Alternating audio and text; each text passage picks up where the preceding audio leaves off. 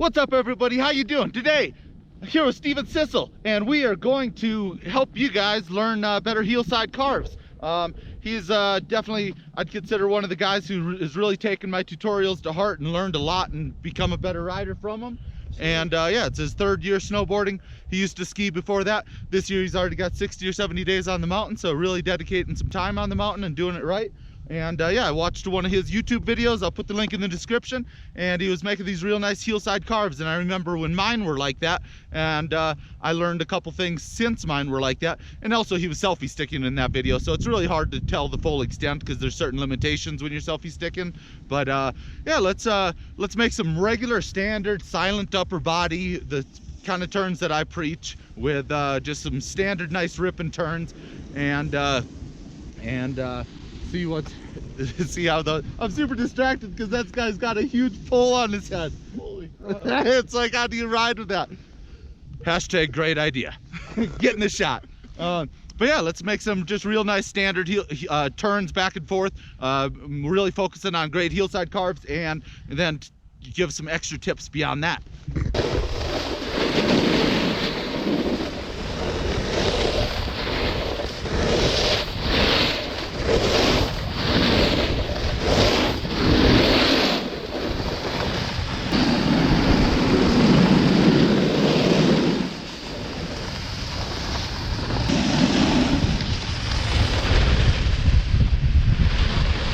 Pretty good turns. Esther Ledeck, I'm coming after you.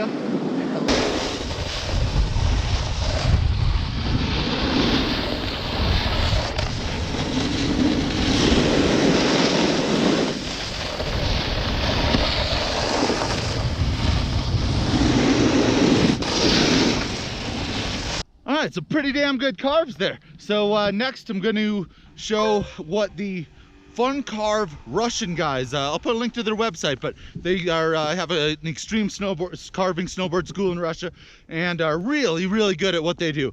And last spring I was really working on these deep Heelside carves and asking on the Bomber forum what some tips to get mine better. There was a couple of really good tips. One, not hitting my butt as much. I actually wore out my pants on my butt because I was dragging my butt too much.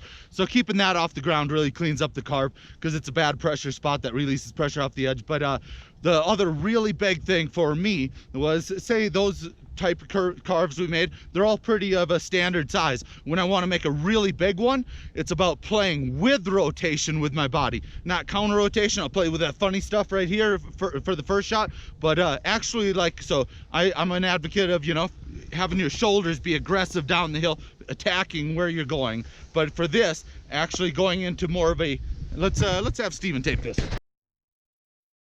All right, so this, we're going to go more from, instead of using this as our base body position, we're going to go, when we're doing the toe side across in a bigger one, we're going to actually be in this minus position, like with the board, the traditional, how beginners should stand on a board for a good balance. A lot of beginners during spring break, you see it out here all the time. You should take a lesson, because if you open up, you go like, ah, you get off balance.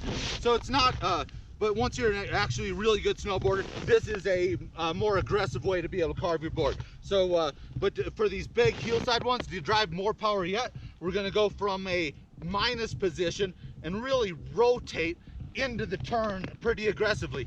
So let's capture a couple of those.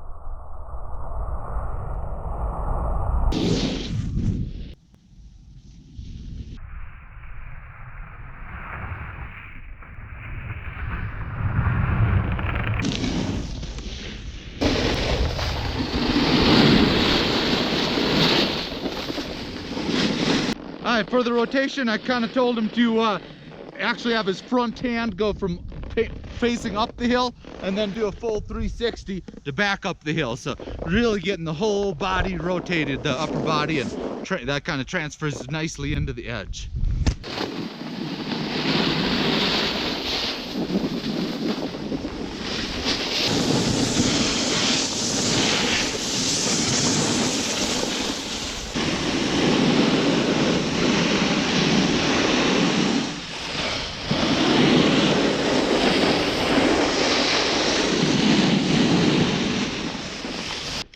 All right, Steven's gonna work on some more of those rotation ones. I think he could do it a lot more. I don't think he's grabbed the exact feeling of it fully yet, but for me, I definitely remember I was working on it for a while, and then one day it was the groomers were perfect, and the first one I did, just super tight core and everything, and just helped my upper body, helping the board rotate into it or something. I'm not really sure how to describe it, but I involuntarily let out an "oh, yeah."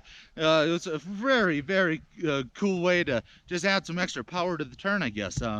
But just play around with that. He'll keep on working on it. Next up, for making better heel side carves, is practicing grabbing during a carve. So basically this grab is the best, I feel. Yeah, that's pretty much the only one. I've been playing around with grabbing up there and stuff, but it's kind of hard. But yeah, it's a lot of you guys will have issues with boot out on this, so you'll have to keep your board angle a little flatter than tilting it all the way up. We're both on extra wide boards. What's your width? 29.5. He's on 29.5, I'm on a 31.2, so we'll be able to tilt our boards up a lot more on edge before booting out. He's also on flow bindings, which are just they sit on the board better and don't have as much overhang like the hoops on the backs of Burtons. But yeah, let's do some grabbing carves, and yeah, play around with these. They'll really help clean up your carves. It's a great technique. Try to keep your butt off of the snow, but yeah, just lean down and get that hand there, and your board's edge will engage and turn it into a carve most of the time. Like it. Rock and roll.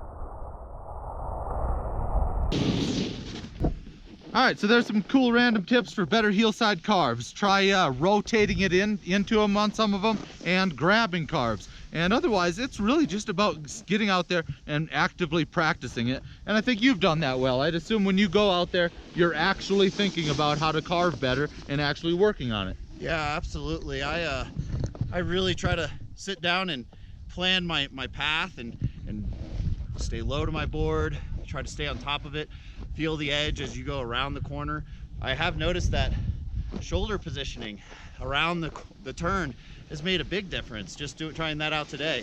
So I'm going to be playing with that, and yeah, I'm looking forward to how it looks the next time I see you shred. But also one other thing that he mentioned, I was asking like, hey, what else has worked for carving for you? And he says he's increased his flexibility and overall strength. And yeah, I mean, you all know I do a ton of squats before the season, and just being able to power through using your muscles on those carved turns all day long really helps. Absolutely. I mean, for me this season, I really focused on flexibility. Getting more flexible has significantly improved the ability to progress and get better at my carving, for at least. Cool.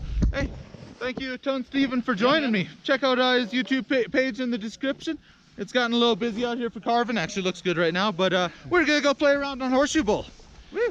Thank you guys for watching. Happy shredding. Smash that like button if you loved it in 3, 2, 1. Kapla!